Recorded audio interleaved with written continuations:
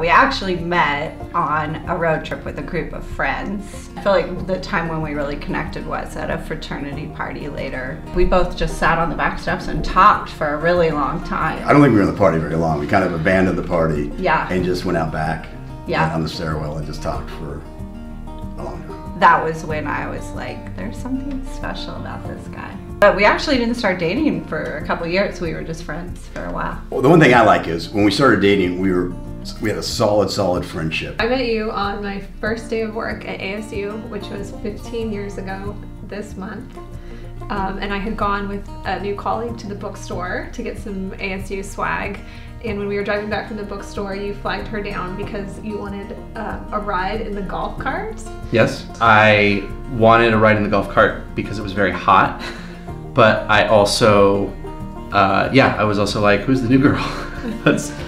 Can we talk about Laura? Where are you from? All that kind of stuff. Our first date didn't go as I planned it. It involved U of A basketball and a scalper and two really bad tickets that were 3 rows apart.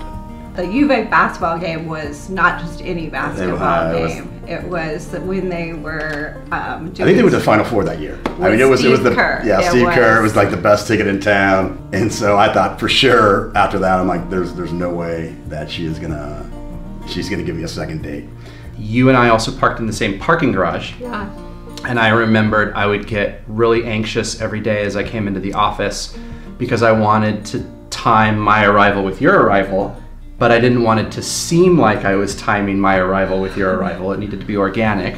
It did happen a few times though. I just very clearly remember being like, oh, there's that guy. We both had Honda Civics. Yes. And mine had a really cool, I'm tuned into NPR license plate frame.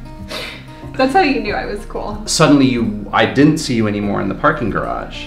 And I was positive it was because I had come on too strong, or you were like, this guy's weird, I'm not gonna park near him. But I had just gotten finally off the wait list for the closer parking garage. We were up in Phoenix living. I was getting ready to propose for her, and so I wanted to go down and ask her dad for her hand in marriage. And I was at work, and I couldn't get down there. So he worked at Raytheon at the time. I called Raytheon and I said, hey, is Tom Thompson in? And so they transferred me, and I got a secretary. And so I said, hi, it's Tom, and he said, he's actually at, I think he's in a meeting or something. He's like, leave a message. I'm like, no, I'm not gonna leave a message. So I call back in a couple hours, and then he was on the other line. And then, so this went on for 3 days. I'm trying to call, he's just a very busy man, I guess. He was on the other line in a meeting. And then finally I get a hold of him. He gets on the phone, Tom Thompson. I said, hey, Mr. Thompson, this is Todd Gilbreth. He's like, who? I'm like, well, that's not what I expected. I said, Todd from Phoenix. He's like, oh, okay.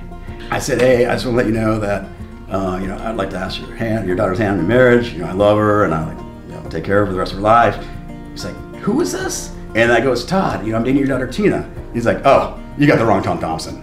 And apparently at Hughes, there was 2 Tom Thompsons, and I asked the wrong one. So, but then the funny thing was, I asked him, I said, well, what'd you think? Should I change anything? He says, no, it's pretty good. I would just stick with it.